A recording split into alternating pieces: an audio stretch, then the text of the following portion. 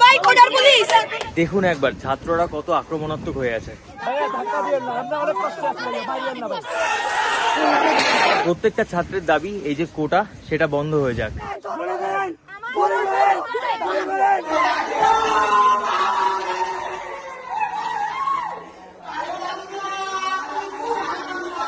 তবে আমি একটা কথা বলবো, যারাই আন্দোলন করছেন অবশ্যই সাবধান, আপনাদের জীবনটা সবার আগে। বিভিন্ন ধরনের কোটা রয়েছে বাংলাদেশে, যেমন মুক্তিযোদ্ধা কোটা, পোষ্য কোটা, নারী কোটা, আরো বিভিন্ন এরকম ধরনের অনেক কোটা রয়েছে, উপজাতি কোটা রয়েছে, আরো বিভিন্ন কোটা রয়েছে। তো স্টুডেন্টরা চাইছে কোটাগুলো বন্ধ হোক। আপনারা আরো একটা স্লোগান তুলুন। আমি শুনেছি বহু জায়গায় যখন চাকরির জন্য আপনারা যান সেখানে নাকি ঘুষ চায়। তারা এত বছর ধরে পড়াশোনা করেছে, এত টাকা খরচা করে তারা কিসের আশায় পড়াশোনা করেছে? অবশ্যই একটা ভালো জায়গায় চাকরি করবে, ভালো কিছু করবে। তাই সেই যখন চাকরি পেতে গেলেও আবার টাকা দিতে হয়, ঘুষ দিয়ে চাকরি পেতে হয়, তাহলে মেধার কি দাম থাকলো? আপনারা যখন সেই আন্দোলন করছেন তার সঙ্গে এটাও বলুন যে আমরা কোনো রকম দালাল বা কোনো রকম কারোর মারফতে চাকরি নেব না, আমরা কাউকে টাকা দেব না, আমরা কোনো ঘুষ দেব না, ঘুষ ছাড়া আমরা চাকরি পাবো। উত্তল ঢাকা বিশ্ববিদ্যালয় ছাত্রলীগ সাধারণ শিক্ষার্থীরা মুখোমুখি অবস্থানে ধাওয়া পাল্টা দেওয়া। পুরো বাংলাদেশ যেন রণক্ষেত্র একদম হয়ে আছে। দেখুন বরিশাল ইউনিভার্সিটির কি অবস্থা, মনে হচ্ছে কোন একটা যুদ্ধ দেখছি আমরা। বরিশাল ইউনিভার্সিটির ভিডিও আপনাদেরকে দেখালাম। বাংলাদেশের স্টুডেন্টরা এই মুহূর্তে যেটা নিয়ে আন্দোলন করছে এটা অবশ্যই বাংলাদেশের উন্নয়নের কাজে হবে, কারণ স্টুডেন্টরা চাইছে মেধা কাজে লাগুক। এবারে আমি একটা আগের ভিডিওতে বলেছিলাম যে শেখ হাসিনা একটা কথা বলেছিল, রাজাকারকে চাকরি দেবে নাকি মুক্তিযোদ্ধাদের চাকরি দেবে। মুক্তিযোদ্ধাদের নাতিপুতিরাও পাবে না, তাহলে কি রাজাকারের নাতিপুতিরা পাবে? সেটা আমার প্রশ্ন, দেশবাসীর কাছেও প্রশ্ন, যে রাজাকারের নাতিপুতিরা সব কিছু পাবে, মুক্তিযোদ্ধারা পাবে না। এবারে এই কথাটার ব্যাখ্যা অনেকে অনেক ধরনের করতে পারে। রাজাকার বলেছেন, ব্যাপারটা হচ্ছে একটা কথার বিভিন্ন রকম মিনিং আমরা বের করতে পারি। যেমন আমি এই ভিডিওটা তৈরি করছি, আপনারা বিভিন্ন রকম মিনিং করতে পারেন যে আমি ভারতের হয়ে কেন বাংলাদেশের সম্পর্কে এই কথা বলছি, কিন্তু এইটাও অনেকে ভাবতে পারেন যে আমি বাংলাদেশকে ভালোবেসে এই কথা, এই মানে ভিডিওগুলো করছি আমি। বিএনপি আন্দোলনের সমর্থন দিয়েছে, সুতরাং আমরা এই আন্দোলনে আমাদের ছাত্র ভাইদের সাথে আছি। আমি চাই স্টুডেন্টদের পাশে থাকতে। এবারে সেখানটা আমি কোনো পলিটিক্যাল হয়ে কথা বলবো না, কোনো পার্টিগত হয়ে কথা বলবো না।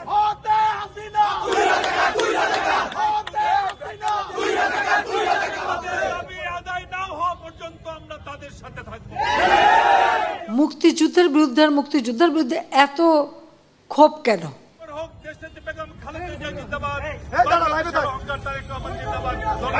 স্টুডেন্টরা চাইছে তাদের কোটা বন্ধ করুক, কোটা বন্ধ করে যারা মেধাবী তারা চাকরি পাবে। এবারে সে যেরকম মেধাবী সে সেরকম চাকরি পাবে। বাংলাদেশের এই ভিডিওগুলো দেখে আমি তো মোটামুটি পুরো স্পিচলেস। কিছু কিছু ভিডিও আছে আমি আপনাদের প্রকাশ্যে দিতে পারছি না, আমার কাছে অনেক ভিডিও এসছে, কারণ ইউটিউবের কমিউনিটি গাইডলাইন একটা বলে জিনিস আছে, সেখানটা দিলে এই ভিডিওগুলো পাবলিশ করা যায় না। ছাত্রদের উপরে নৃশংস অত্যাচার করা হচ্ছে। থ্যাংক ইউ ভেরি মাচ সবাইকে, আমাকে অনেক ভিডিও আপনারা সেন্ড করেছেন, সেটা দিয়ে আমি ভিডিও বানাচ্ছি। অনেকে বলতে পারেন ছাত্ররা আক্রমণ করছে, ছাত্ররা আক্রমণ করছে তাদের যে অধিকার সেই অধিকার ছিনিয়ে নিতে। আর এত জনসংখ্যা চাকরি দেবেও বা কোত্থেকে যদি তারাই সব চাকরি নিয়ে নেয়? যারা মুক্তিযুদ্ধে সামিল ছিল, যারা মুক্তিযুদ্ধে সাহায্য করেছিল, যারা মুক্তিযুদ্ধে জীবন দিয়েছিল, তাদের পরিবারের কেউ না কেউ চাকরি পেয়েছে। সে যখন পায়নি তাদের পরিবারের কেউ চাকরি পেয়েছে। এখন যদি তাদের নাতিরাও চাকরি পায় তাহলে মেধা কোথায় যাবে? আমি জানি একটা দেশ চালাতে গেলে অনেক কিছু নিয়ে দেশ চালাতে হয়, কোটারও প্রয়োজন। এবারে কোটার যখন প্রয়োজন তাহলে কোটার পরিমাণটা কমিয়ে দিন। আমাকে অনেকেই বলছে যে সবকিছু সব ধরনের কোটা মিলিয়ে প্রায় 56% কোটা সেখানে রয়েছে, 30%-এর মতো সম্ভবত মুক্তিযোদ্ধা কোটা, আর বাদবাকি কোটাগুলো মনে আদার্স যে কোটাগুলো রয়েছে। তো আপনারা সেই কোটার পরিমাণটাকে কমিয়ে আনুন। সরকারকে বলছি আপনারা সেই কোটার পরিমাণটাকে কমিয়ে আনুন, আগে মেধাকে চান্স দিন। তারাই কিন্তু দেশের উজ্জ্বল ভবিষ্যৎ, তারা দেশটাকে আগে নিয়ে যাবে, তারা ভবিষ্যতে গিয়ে দেশ চালাবে। তো তাদের দাবিটা আপনারা মানুন। তাদের দাবি যদি আপনারা না মানেন তাহলে তো এরকম অবস্থা হবে। সারা বাংলাদেশে দেখছি আগুন জ্বলছে। ঢাকা ইউনিভার্সিটি, বরিশাল ইউনিভার্সিটি, ফেনী, বঙ্গবন্ধু হলের ভিতরে টিয়ার নিক্ষেপ করছে। মানে বাংলাদেশের বিভিন্ন জায়গায় দেখছি আন্দোলন, মারপিট, কি অবস্থা, ছাত্রদের উপরে কিভাবে অত্যাচার করা হচ্ছে। তারা সবাই স্টুডেন্টদের উপরে যদি এরকম আক্রমণ করেন তাহলে স্টুডেন্টদের কি হবে? ভবিষ্যৎ আপনাদের কি হবে?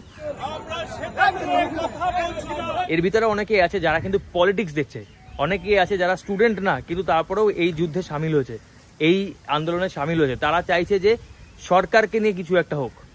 আমি সেই বিষয়ে যাব না, আমি একজন ভারতীয় হয়ে শুধুমাত্র স্টুডেন্টদের পাশে থাকবো। আমি চাই যে স্টুডেন্টরা একটা ঠিক জায়গায় যাক, স্টুডেন্টরা যেটা চাইছে। আর স্টুডেন্টরা তো খারাপ কিছু চাইছে না, স্টুডেন্টরা বলছে যে তাদের কোটা বন্ধ হয়ে যাক। কোটা বন্ধ হয়ে গিয়ে যারা মেধাবী আছে, কারণ অনেক মেধাবী স্টুডেন্ট তারা চাকরি পাচ্ছে না, তারা গিয়ে রিক্সা চালাচ্ছে, কোনো দোকানে গিয়ে কাজ করছে, এমন কোনো কাজ করছে যেগুলো তারা ডিজার্ভ করে না। তারা পড়াশোনা শিখেছে একটা সরকারি চাকরি করার জন্য, একটা ভালো জায়গায় চাকরি করার জন্য। তারা যদি এখন গিয়ে রিক্সা চালায়, গাড়ি চালায়, কোনো দোকানে গিয়ে বসে, তাহলে কিরকম মানে দেখতে লাগবে? সবাই কোটার পুলিশ, সবাই কোটার পুলিশ। আর দেখা গেছে যারা চাকরির যোগ্য না, তারা একটা কোনো কোটার মাধ্যমে একটা ভালো জায়গায় চাকরি করছে। এক্সকিউজ মি, আমি আপনার বিশ্ববিদ্যালয়ে আপনি কি বাবা? আপনার বিশ্ববিদ্যালয়ে ঢাকা বিশ্ববিদ্যালয়ে পড়তেন আপনি? কিন্তু সেই জায়গায় যদি কোনো একটা ভালো স্টুডেন্ট যাদের মেধা ছিল, সে যদি চাকরি পেত, তাহলে আরো ভালো জায়গায় সে কাজ করতে পারতো, আরো ভালো জায়গায় দেশটা যেত। তো এই জন্যই যুদ্ধ চলছে।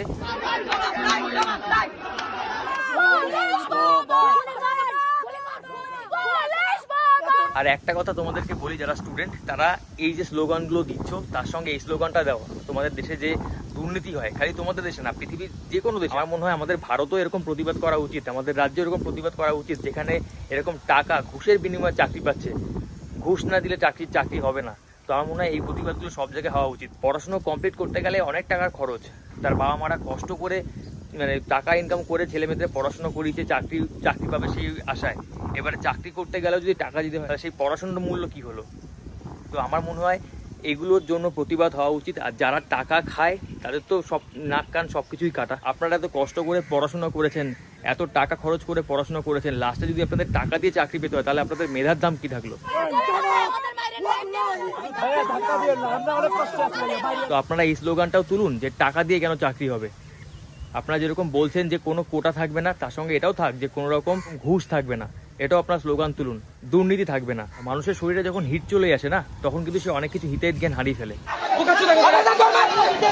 মানুষ যখন কোনো খারাপ কিছু করে না, তার ব্রেন থেকে যত রকম ভালো সবকিছু চলে যায়, তার ব্রেনের ভিতরে সবসময় ঘোরাফেরা করে তখন খারাপ জিনিসটা। কথার আমাকে মানে বুঝতে হবে। আমি একটা কথা বলছি, সেই কথাটার মানে বিভিন্ন ধরনের হতে পারে। যে রাজাকার নাতিপুতিরা সবকিছু পাবে, মুক্তিযোদ্ধারা পাবে না। যদি খারাপ দিকে নিয়ে যায় তো খারাপ কথা আসবে, আর যদি ভালো দিকে নিয়ে যায় তো ভালো কথা আসবে। রাজাকার বলেছেন। আমার নজর থাকে খারাপের দিকে, তাহলে আমি খারাপ মিনিং বার করবো। আর যদি আমার নজর থাকে ভালোর দিকে, তাহলে আমি ভালো মিনিং বার করবো। আপনারা কথা বললে যত দ্রুত বলবেন আমরা তত দ্রুত এখানে সমাধান করতে পারবো। তবে হ্যাঁ, সরকারকে ওটা বুঝতে হবে স্টুডেন্টরা কি চাইছে। যদি সরকার স্টুডেন্টদের সাথে না থাকে, তাহলে স্টুডেন্টরা এরকম ক্ষিপ্ত হবেই। একদম স্লোগান বন্ধ সব। স্টুডেন্টরা এরকম আন্দোলন করবে, এরকম স্টুডেন্ট মারা যাবে, অনেক মেধা শূন্য হবে বাংলাদেশ। অবশ্যই স্টুডেন্টদের পাশে সরকারকে থাকতে হবে। যদি সরকার স্টুডেন্টদের পাশে না থাকে, তাহলে কিন্তু স্টুডেন্টরা আরও এর থেকে বড় কিন্তু মানে তীব্র প্রতিবাদ করতে পারে। আর স্টুডেন্টরা কি করতে পারে তা আমরা সবাই দেখেছি আমাদের ভারতবর্ষেও। তো আমি মনে করি এটা প্রতিবাদ হওয়া উচিত। তবে একটা কথার মিনিং বুঝতে হবে সবাইকে। কে কি কথা বলছে সেই কথার মিনিং বুঝতে হবে।